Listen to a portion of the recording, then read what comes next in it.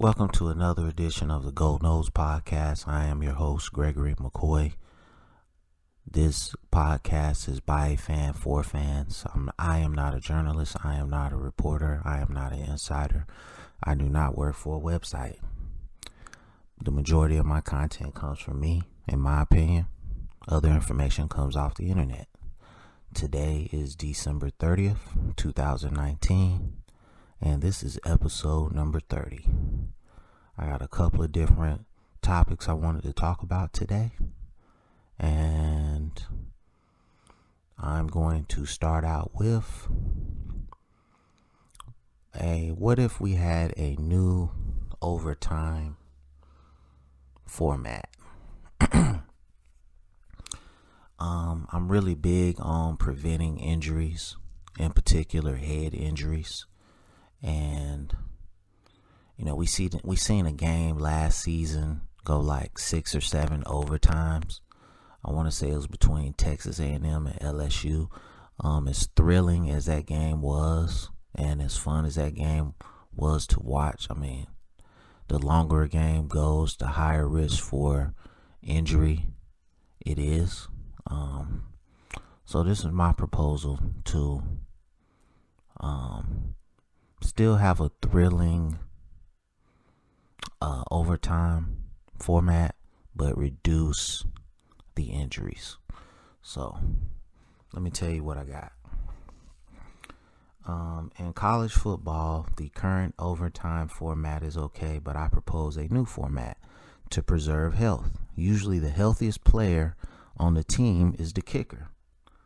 So instead of the current format, do it like soccer and kick field goals after regulation, with or without players on the field to defend it. Really doesn't matter to me if you do that or not. Start at the 25-yard line. Move it back if both kickers hit their field goals. It doesn't matter to me, 5 yards, 10 yards, however you want to do it. If both kickers keep hitting field goals, keep doing it until someone misses. No collisions, no injuries, no concussions. Health is preserved. Most of your football purists will hate this. I think it's innovative. And finally, the kicker does some meaningful football stuff.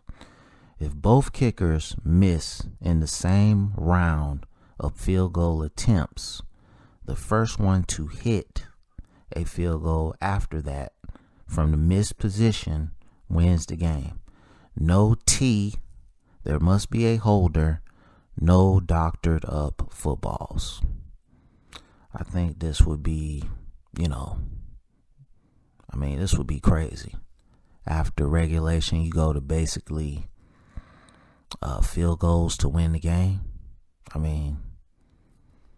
I love it. And then you finally put more pressure on the kicker. The least used, the kicker and the punter are the most least used players on the team, in my opinion. So this would be a great and innovative way to,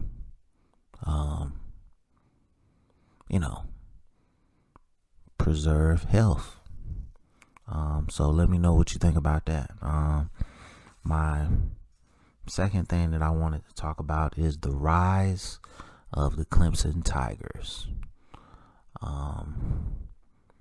I seen it coming, 6-7 years ago when they was getting certain players. I knew then that, hey, this team is coming, man. I can just see they not playing no games no more. So, this is what I wrote about that. The rise of the Clemson Tigers from a decent program to juggernaut.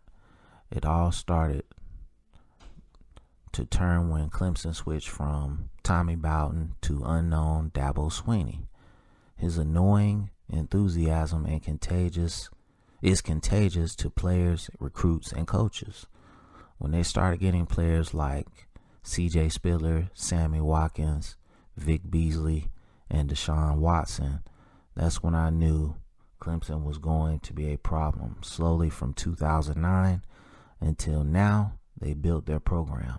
We all know that everyone pays for recruits, so I think the money amongst the elite programs is all relative. So it basically comes down to coaching and can you get me to the NFL in the first round. Clemson is a factory now. I write all of this to say that FSU needs to follow this blueprint in order to come back to elite status. I think Norvell can do it. He has to get the offensive line and defensive line right first. I think pretty much since I've started this podcast, I've been putting emphasis on offensive and defensive line play and getting a competent quarterback that can process information very quickly. If Norvell can do that and come out and win, 8 or 9 games his first year, I mean, this thing is going to take off, man. And then, we can finally challenge Clemson because, based on their last couple of recruiting classes, there's no end in sight for the next 2 or 3 years. It's going to take at least that long for Florida State to be competitive with them, and that's getting guys, that's being in the top 5 in recruiting and getting elite guys on the offensive and defensive line.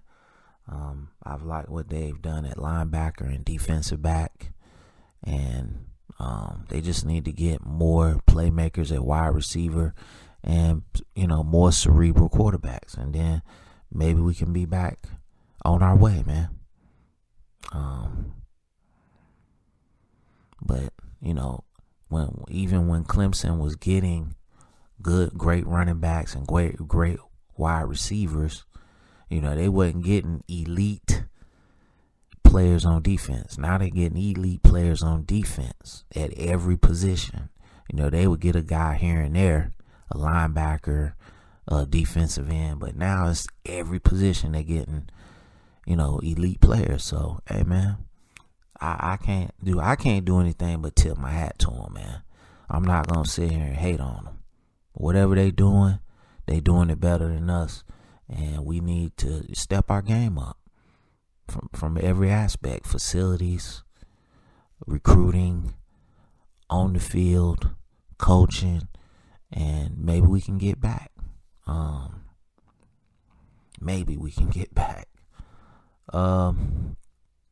Two players I wanted to highlight today.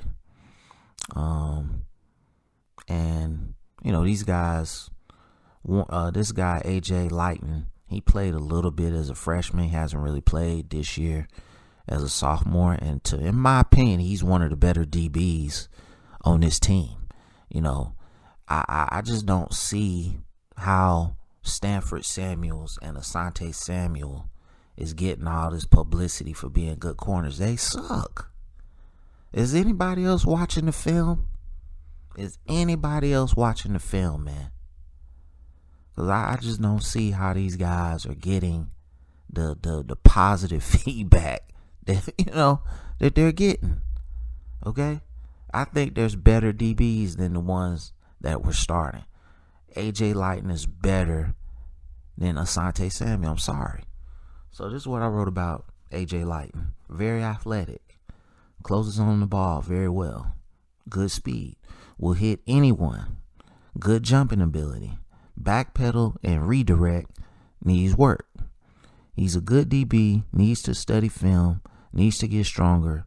He's better than most of the DBs we have on the roster. NFL comparison: Jair Alexander for the Green Bay Packers.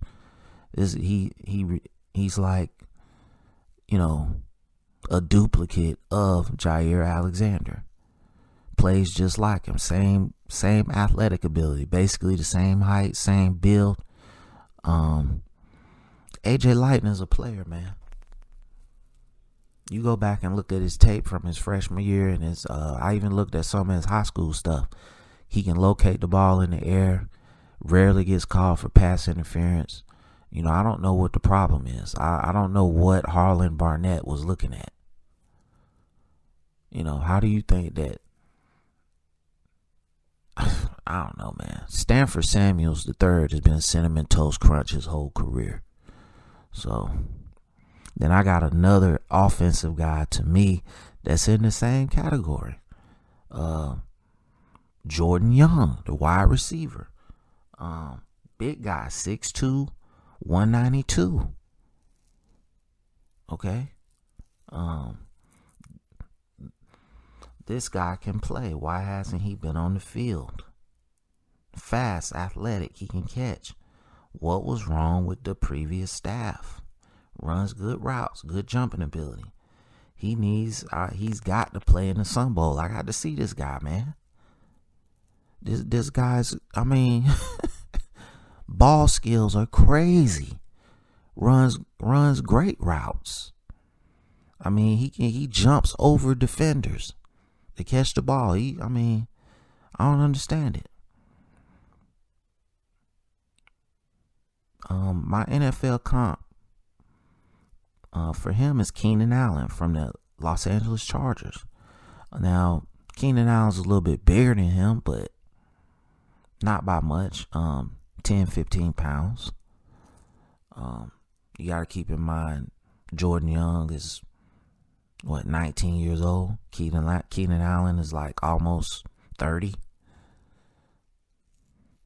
So, I hope Jordan Young plays and plays a lot in this game.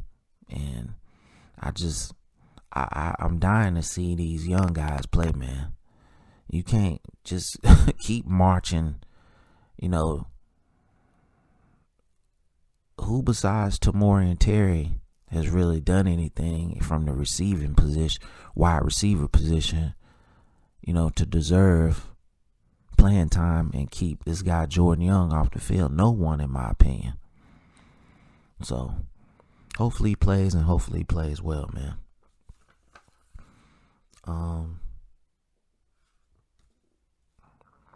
Next, I wanted to always try to do like a top 10, and today's top 10 is going to be the top 10 sleeping giants in college football. And first, I'll start with the honorable mention. And two of these teams are not really sleeping giants. They've had some success recently, but I think if they could ever get the right coach there, and they've had a couple of good coaches, but they went on to pursue other jobs. If they could get the right coach and stay there, they could be tremendous. And that's going to be Central Florida and South Florida. South Florida has Jeff Scott, so I think they're going to be on the way back. And UCF, Central Florida, they fell off this year because they didn't have their quarterback, got hurt last year, and then the guy who transferred in for Notre Dame, he pretty much sucked. So they got to get that quarterback situation fixed, and I think they can be back. The AAC, the American Athletic Conference, they're underrated, man. They don't get enough credit. My other two for honorable mention is Virginia and UNLV. If UNLV could ever get a good coach, it's so much talent that comes out of the state of Nevada that, it just goes to either Pac-12 schools or, the SEC will come in there and swoop them up. Or Miami has a couple of Las Vegas guys on their roster. So I think those four were my honorable mention, or are my honorable mention for sleeping giants. Now my top 10. Number 10, Louisiana Tech. You just seen them blank Miami a few days ago. Number 9, Hawaii. June Jones had some success there several years ago. So you can win in Hawaii, man. Great location. You just need a coach. Rutgers. You seen the previous coach. He's back now. So I expect Rutgers to corral that talent in New Jersey and get back to what they was before. That's number 8. Hawaii. Number 10, Louisiana Tech. Number 9, Hawaii. Number 8, Rutgers. So number 7 is going to be Maryland. Florida State had a pipeline to the DMV area. Maryland is slowly keeping some of their guys there in that area. I hope that the new coaching staff can reestablish that pipeline to that area. We had several guys on the roster, most notably E.J. Manuel, Derek Nandi. But I think Maryland is a sleeping giant. Number 6, South Carolina. If you can win at Clemson, you can win at South Carolina. It's all about the coach. Luke Holtz did it. Steve Spurrier did it. I don't know if Will Muschamp is the right guy for the job, but if you can win at Clemson, you can win at South Carolina. Houston, number 5. South Carolina was number 6. Now Houston is number 5. I think you can win at any school in Texas. There's tons of talent that falls through the cracks in Texas. So any school in Texas, to me, is a sleeping giant. Okay? But I put Houston at number 5. Number 4, Georgia Tech. Same thing I said previously. So much talent falls through the cracks in the state of Georgia. Florida State gets a lot of that South Georgia talent. Like I said, if you could ever get a competent head coach at Georgia Tech, they're a sleeping giant. Same thing with the next one, number 3. Georgia Tech was number 4. This is number 3. California, Golden Bears. You look, big time schools, elite schools come and raid that state. Pretty much on a regular basis now. So if they could ever get a coach that could corral some of that talent, sleeping giant. Number 2, Pittsburgh.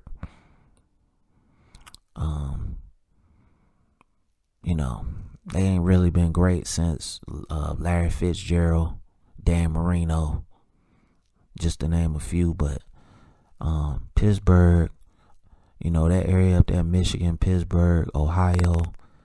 There's so much talent that just goes to the big schools like Notre Dame, Michigan, and Ohio State. If Pittsburgh could ever get a coach in there that could recruit, they could do something too. And that was number 2. Number 1, and I think this is the biggest sleeping giant on the list, in my opinion, San Diego State University.